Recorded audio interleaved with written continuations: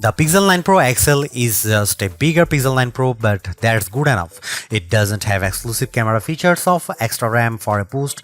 It's just got a bigger display and bigger battery. That means the Pixel 9 Pro is an even better pick this year, but it also means that you can choose your Pixel based on the size you like, not the features you need.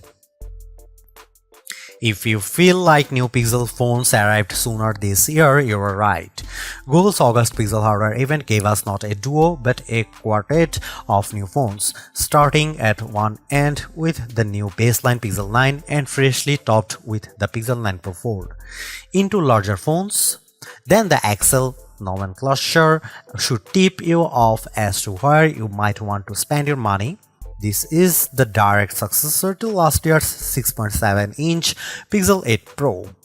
It's the biggest Pixel yet, and it sports a new design that marks a relatively significant shift in the series aesthetic. The camera bar introduced with the Pixel 6 series is gone, and instead we have the camera peel. The fit and finish have unquestionably been elevated, with the phone's polished frame adopting a much flatter form that's decidedly iPhone-like in its execution. And Google says new construction methods or material choices make it twice as durable as its predecessor. In reality, the Pixel 9 Pro XL feels great, with the best build quality I have seen from Google to date. Not to mention, it looks superb thanks to an updated Super Actuate display that boosts higher peak brightness than anything Apple or Samsung has to offer. The move to an ultrasonic fingerprint sensor is welcome too, delivering on Google's promised speed improvement. The same 7-year commitment to OS and security updates helps the Pixel 9 series stand apart from rivals from Apple and Motorola. The phone's earlier than usual arrival in the calendar year means that this is the first generation of Pixel in a long time that doesn't debut with a new build of Android. It will benefit from the same future releases of Android as the Pixel 8 line and likely no more. Beyond the usual fare of a clean Pixel experience, AI is all Google is talking about, with an updated Gemini Nano model that is multimodal and 3 times more capable running on device. You'll find AI-generated features throughout the user experience. Most notably, there are 3 new apps to play with: a new weather app that's richer and more customizable with AI-generated weather reports, a new screenshots app that, as well as helping organize your captures, allows for semantic search, and Pixel Studio, which allows for on-device text-to-image generative AI that Google pitches as a new creative tool. Feel free to reconcile your feelings about using AI-generated imagery in your own time. The cost of the Pixel 9 Pro and Pro XL also includes a year's access to Google One AI Premium with Gemini Advanced and its new Gemini Live feature.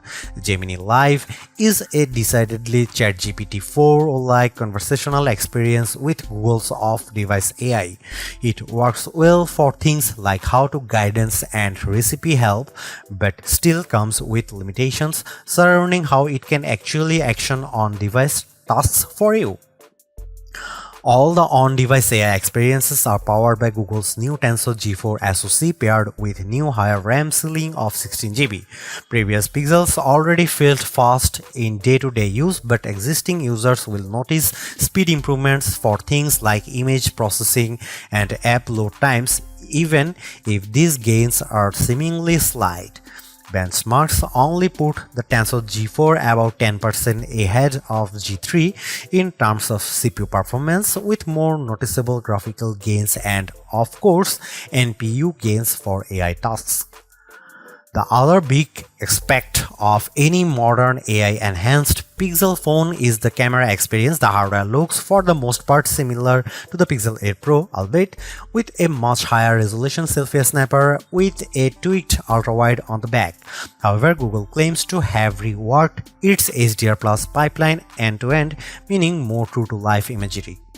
In daylight, I had few complaints, and the Pixel 9 Pro delivers great detail and accurate colors and with dynamic range. Night sight ensures low light shooting is almost always rescued from unusable to usable, even if it can still be a little heavy-handed in its post-processing.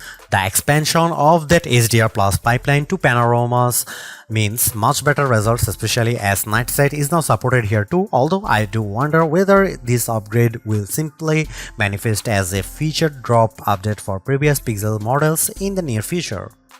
Another Pixel 9 Pro exclusive is Video Boost, which can now scale 4K footage up to 8K and proves particularly useful when zooming up on the phone's 20x limit.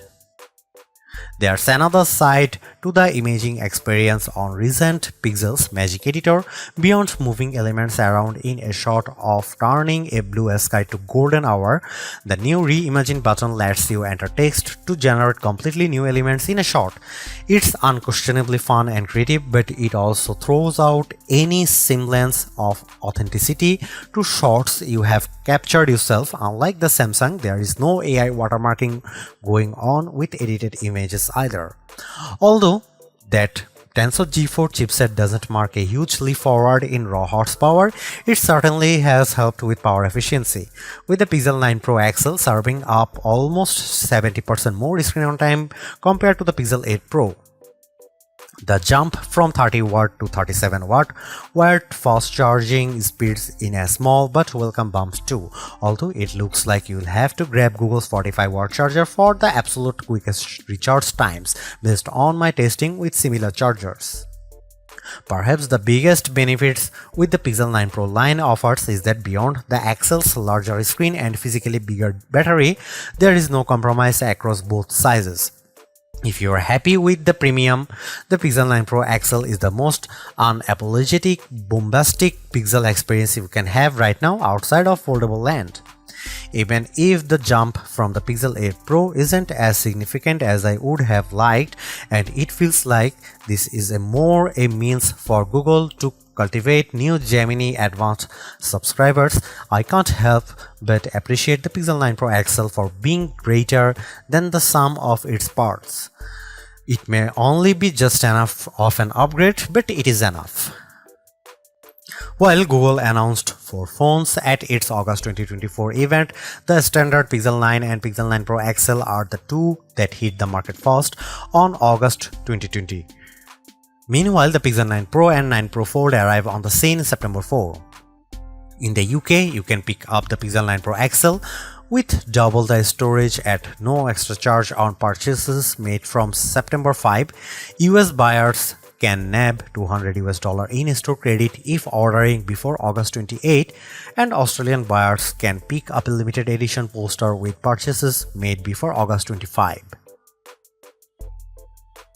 The addition of the new smaller Pro model this year helps Google justify its decision to render the Pixel 9 Pro XL the most expensive candy bar Pixel to date. It starts at $1,099. It's practically like for like when compared to equivalent storage option of the iPhone 15 Pro Max, truly putting an end to the notion that the Pixels are the affordable flagship option.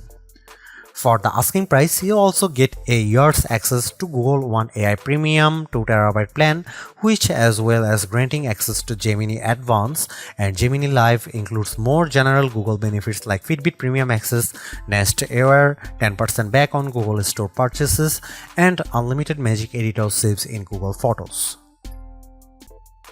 Should you buy the Google Pixel 9 Pro XL?